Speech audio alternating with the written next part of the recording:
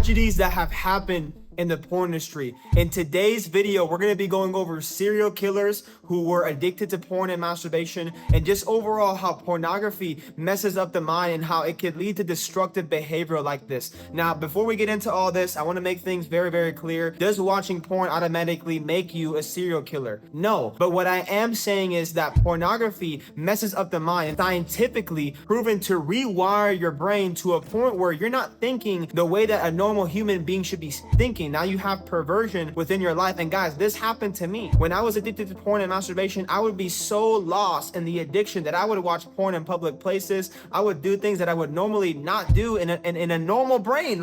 Like a normal person would not be doing these things. But because I was addicted, because my brain was wired differently back then when I was addicted to lust, pornography, and masturbation, I would think that those things were normal and I wouldn't think anything of it. And for some men, it's to the extreme. Like some of these men, we're gonna see here in today's video how pornography has led to some of these men to making, serious crimes, rape, murder, and just overall things that obviously, no human should ever do, and no other human being should ever experience as well. But it's very interesting on how all these serial killers that are coming out, and how all these people that just were crazy were all addicted to pornography. Is there some sort of correlation going on? I believe so, but you be the judge. Without further ado though, let's get into the video.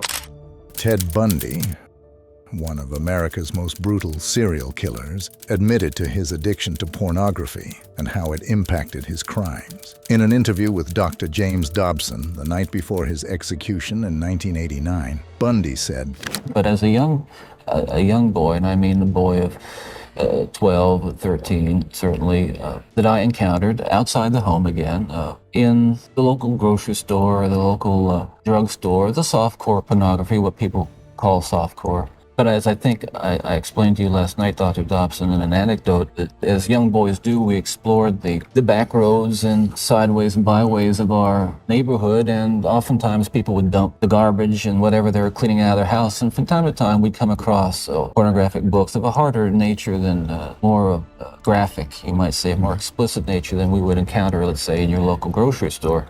And this also included such things as, let's say, detective magazines and more hard. Those that involve violence. Yes, and and this is something I think I want to emphasize is the most damaging kinds of pornography. And again, I'm talking from personal experience, hard, real personal experience. The most damaging kinds of pornography are those that involve violence and sexual violence.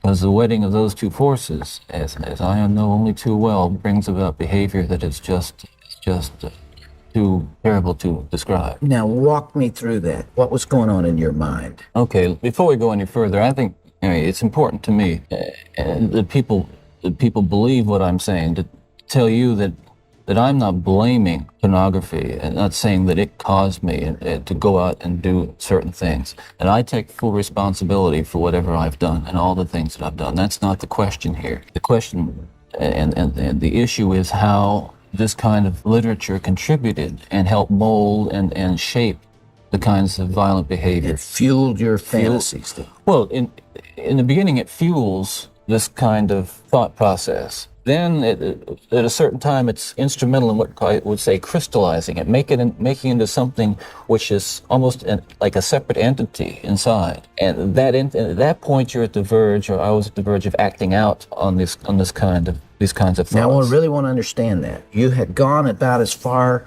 as you could go in your own fantasy life with printed material, and you made or printed and video or film film, photos, magazines, what have you. And then there was the urge to take that little step or big step over to a physical event. And it happened in stages, gradually. It doesn't necessarily, not to me at least, happen overnight. My experience with, I'd say, pornography generally, but with pornography that deals on a violent level with sexuality, is that once you become addicted to it, and I look at this as a kind of addiction, like other kinds of addiction, I would keep looking for more potent, more explicit, more graphic kinds of material. Like an addiction, you keep craving something which is harder, something which gives you a greater sense of excitement until you reach the point where the pornography only goes so far. You reach that jumping off point where you begin to wonder if maybe actually doing it will give you that which is beyond just reading about it or looking at it. John Wayne Gacy, known as the Clown Killer, killed over 30 young boys. After their divorce, his ex-wife claimed that his moods had become erratic, and she had found his pornographic magazine collection, which was all centered around young boys.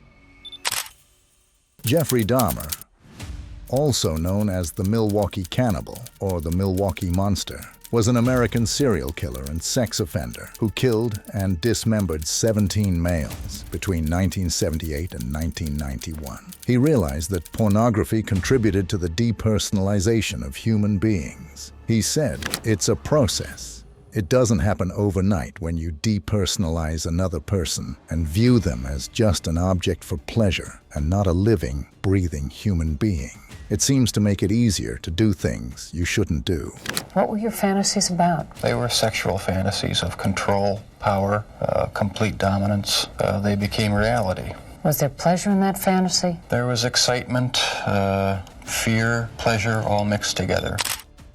Arthur Gary Bishop, executed for the murder of 5 boys in the 1980s, spoke about the devastating effects of pornography on his life. He described it as having a devastating impact, suggesting that it contributed to his violent tendencies and eventual crimes. Andrei Chikatilo, a notorious Russian serial killer who murdered at least 53 women and children, admitted to having pornography in his prison cell. He blamed it for contributing to his violent behavior, stating that it was a significant factor in his criminal actions. Dennis Rader, known as the BTK, bind, torture, kill, killer, kept meticulous records of his fantasies and crimes, including a collection of pornography he referred to as his mother lode. This collection played a role in his psychological makeup and violent fantasies. Potential hits, then in my world, that's what I call them. All right, and why did you have these potential hits? Was this to gratify some sexual interest or? Yes, sir. I had a lot of them, so it's just, if one didn't work out, I just moved to another one. Richard Ramirez, the Night Stalker, was an American serial killer and sex offender whose killing spree occurred in Greater Los Angeles and the San Francisco Bay Area in the state of California. He was exposed to violent pornography during his youth, which he claimed contributed to his violent behavior. He had to violently fantasize about his victims before he could go away sexually gratified. They are desires, whereas if I didn't give in to them, I would be crushed by them. I believe in the evil in human nature. This is a wicked world, and in a wicked world, wicked people are born. I'm not going to blame society, my race, or people, or anything. It is up to the individual like myself to keep on knocking on whatever door they want to get in.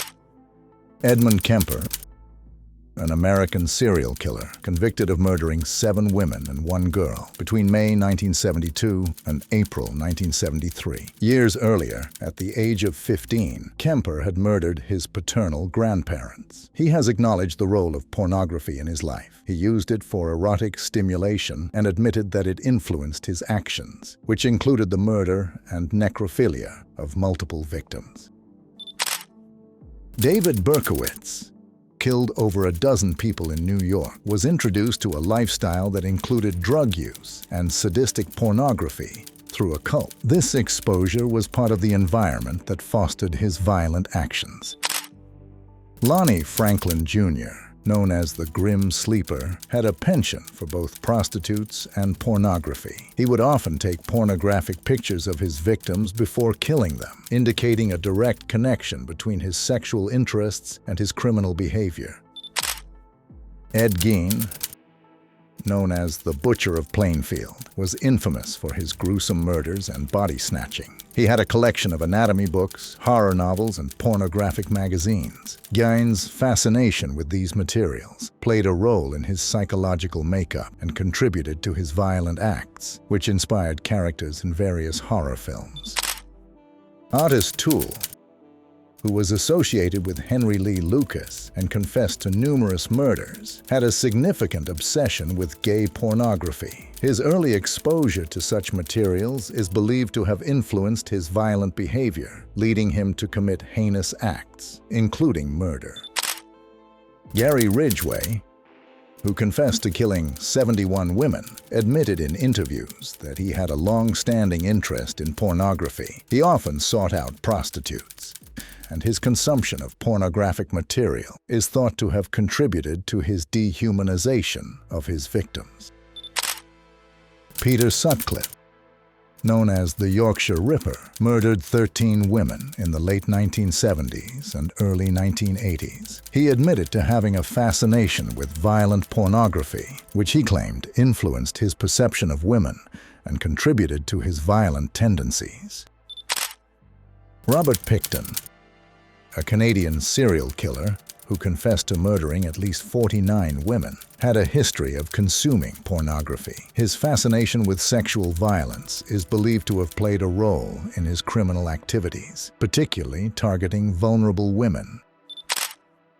Michael Ross, known as the Roadside Strangler, killed several young women in the 1980s. In interviews, he acknowledged a problem with pornography, stating that it desensitized him and contributed to his violent fantasies.